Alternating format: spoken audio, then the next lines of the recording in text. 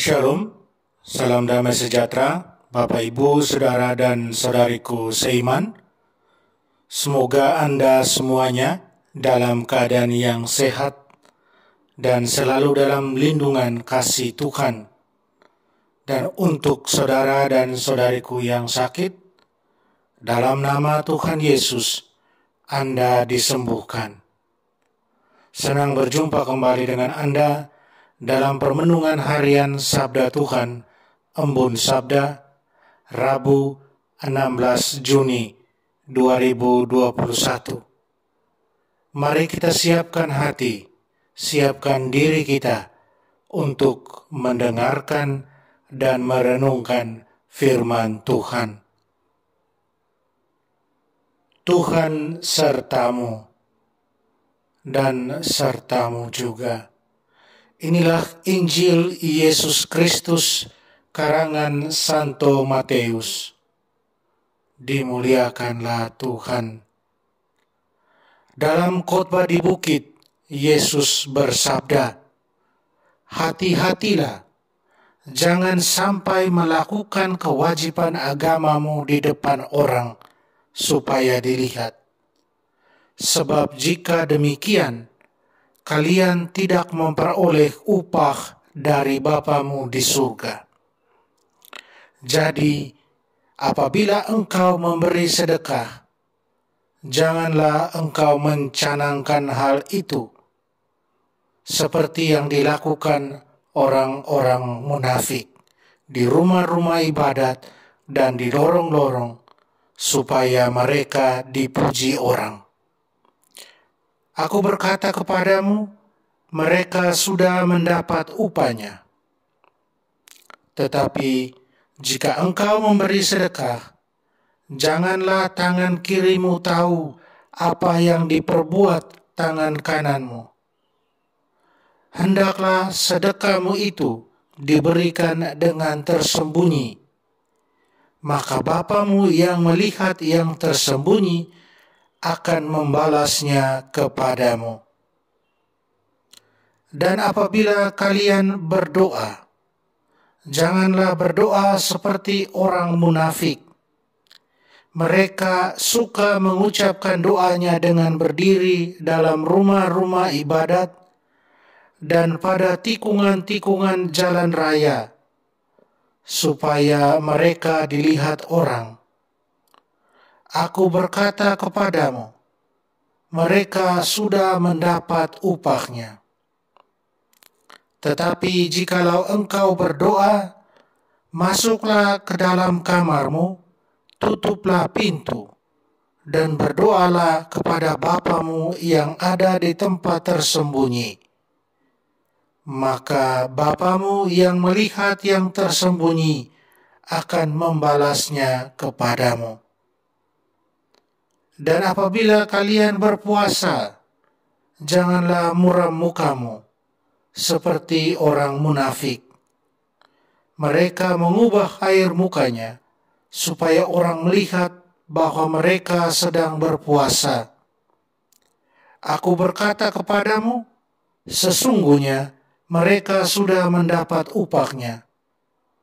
Tetapi apabila engkau berpuasa, minyakilah kepalamu dan cucilah mukamu, supaya jangan dilihat orang bahwa engkau sedang berpuasa, melainkan hanya oleh Bapamu yang ada di tempat tersembunyi. Maka Bapamu yang melihat yang tersembunyi akan membalasnya kepadamu." Demikianlah Injil Tuhan. Terpujilah Kristus. Saudara dan saudariku seiman, hari ini saya ajak Anda merenungkan, bersedekah, berdoa, dan berpuasa dengan sembunyi, dalam tanda petik, dan dengan sukacita. Saudara dan saudariku, dalam kehidupan kita zaman ini, di saat ini, zaman yang modern ini, setiap orang ditantang untuk menjadi yang terhebat.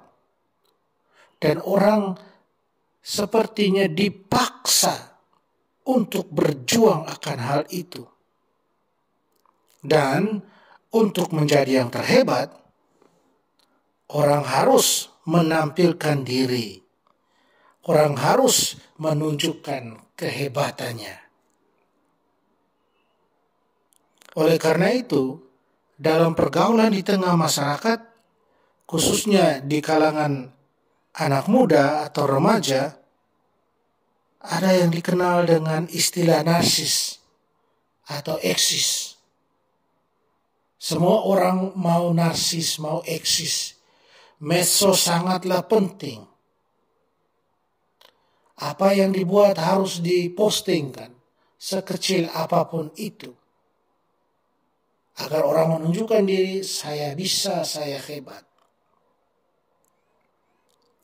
Saudara dan saudariku, kalau itu tidak dibuat, maka orang akan dicap tidak gaul, tidak mengikuti perkembangan zaman. Dalam Injil hari ini, saudara dan saudariku, Yesus berbicara sebaliknya soal menjadi sembunyi.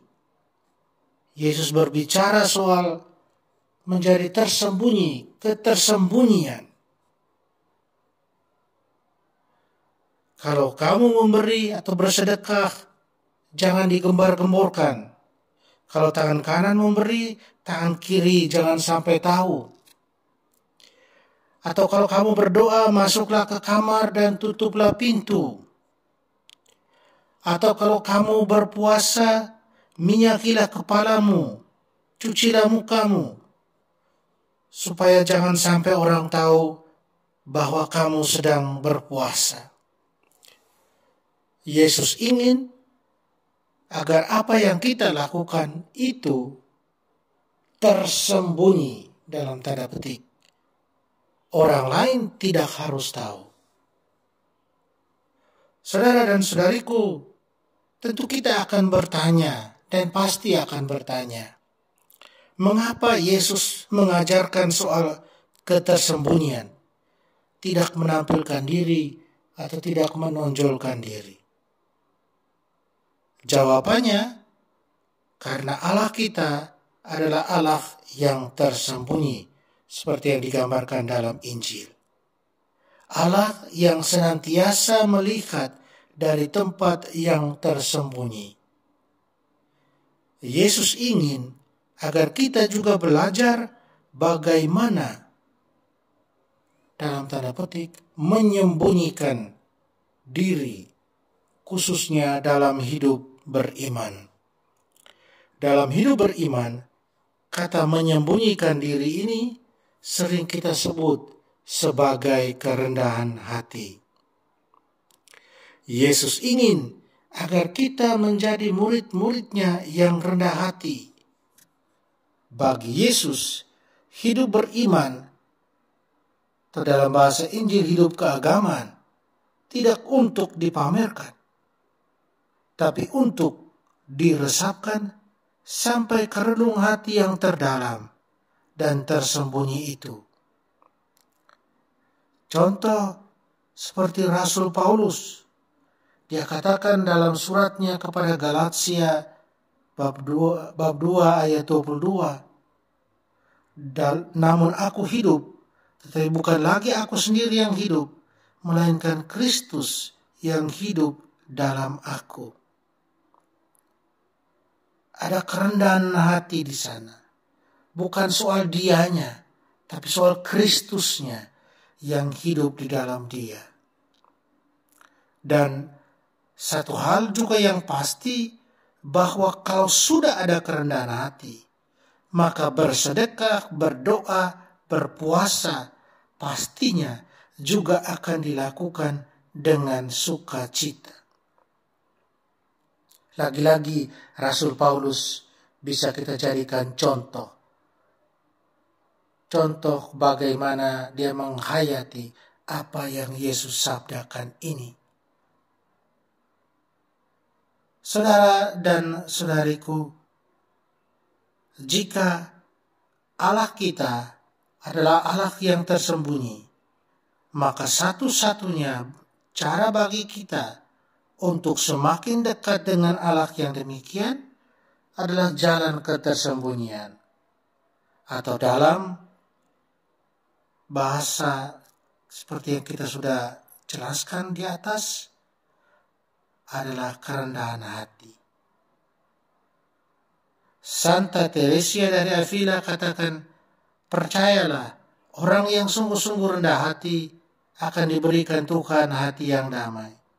Inilah buah dari semangat hidup sebagai murid-murid Tuhan yang berani menjadi tersembunyi, berani menjadi rendah hati. Dengan kerendahan hati muncul sukacita iman.